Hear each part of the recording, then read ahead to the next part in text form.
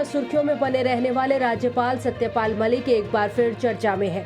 देश में कोरोना संकट के बीच मेघालय के राज्यपाल सत्यपाल मलिक ने कहा है कि किसान आंदोलन को लेकर उन्होंने प्रधानमंत्री मोदी और गृह मंत्री अमित शाह को समझाया है कि वो दोनों गलत रास्ते पर जा रहे हैं। किसानों के आंदोलन को दबाया नहीं जा सकता, उनकी वास्तविक मांगों पर पुनर्विचार करने की जरूरत है। उन्होंने कहा कि सरकार किसानों के साथ न्याय करे और उनकी वास्तविक मांगों पर विचार करे। हरियाणा के निर्दलीय विधायक के पत्र का जवाब देते हुए राज्यपाल सत्यपाल मलिक ने कहा कि उन्होंने इस मामले को लेकर पीएम मोदी और गृह मंत्री अमित शाह से मुलाकात की, साथ ही किसानों के चल रहे आंदोलन और उनकी मांगों से अवगत कराया। सत्यपाल मलिक ने दावा किया है कि उन्हें भरोसा है कि जल्द ही स्थिति सामान्य हो जाएगी। गौरतलब है कि हरियाणा में निर्दलीय विधायक सोमवीर सांगवान ने कृषि बिल कानूनों को लेकर भाजपा जेजेपी सरकार से समर्थन वापस ले लिया था, जिसके बाद राज्यपाल मलिक को पत्र लिखकर सरकार से बिल वापस लेने की अपील की थी। विधायक के पत्र का जवाब देते हुए राज्यपाल मलिक ने कहा कि उन्होंने पीएम और केंद्रीय गृह मंत्री से इस पर गंभीरता से विचार करने और किसानों को दिल्ली से खाली हाथ नहीं लौटने की अपील की है। सुप्रीम कोर्ट के वरिष्ठ जस्टिस एनवी रमन्ना देश के 48वें मुख्य न्यायाधीश बन गए। राष्ट्रपति रामनाथ कोविंद ने राष्ट्रपति भवन में जस्टिस रमन्ना को मुख्य न्यायाधीश पद की शपथ दिलाई। चीफ जस्टिस एसए बोबड़े के 23 अप्रैल को सेवानिवृत्त होने के बाद आज जस्टिस एनवी रमन्ना ने 48वें मुख्य न्यायाधीश के रूप में शपथ ग्रहण की।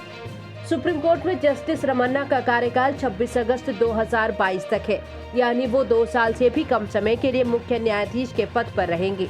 बता दें, रमन्ना आंध्र प्रदेश हाई कोर्ट के पहले ऐसे जज होंगे जो मुख्य न्यायाधीश बन रहे हैं। आंध्र प्रदेश में 27 अगस्त 1957 को कृष्णा जिले के पुनावरम गांव में किसान परिवार में पैदा हुए। नाथुरापति वेंकट रमन्ना ने विज्ञान और कानून में स्नातक की उपाधि हासिल की।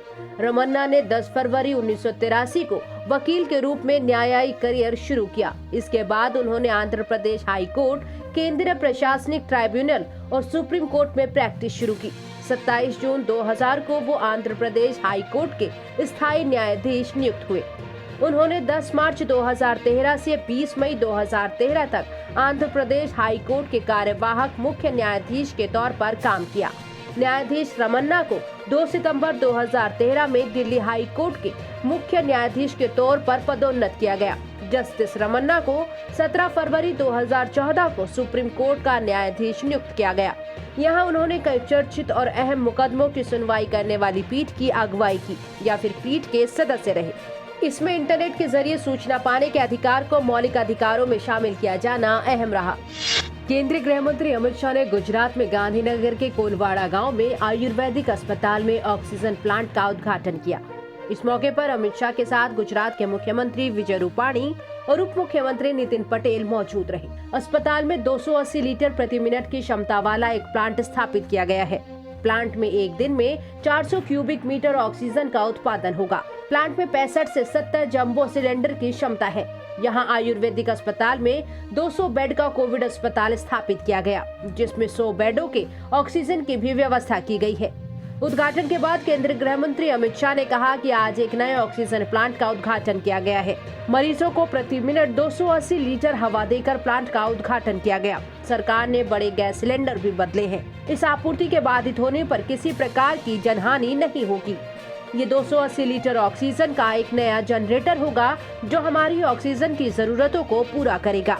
गुजरात में कोरोना की स्थिति के बारे में अमित शाह ने कहा कि गुजरात सरकार कोविड के खिलाफ एक मजबूत लड़ाई लड़ रही है। गुजरात में 11 ऑक्सीजन प्लांट शुरू किए जाएंगे। हम अन्य राज्यों को भी अतिरिक्त ऑक्सीजन देंगे। पीएम केयर फंड के तहत ऑक्सीजन प्लांट शुरू किया गया है। हमारे पास अन्य राज्यों की तुलना में अधिक ऑक्सीजन है। गुजरात का ऑक्सीजन सिस्टम और मजबूत होगा। बता दें कि केंद्रीय गृह मंत्री अमित शाह आज गुजरात के दौरे पर हैं। अमित शाह ने पहले कन्वेंशन सेंटर में डीआरडीओ द्वारा स्थापित कोविड सेंटर का दौरा भी किया।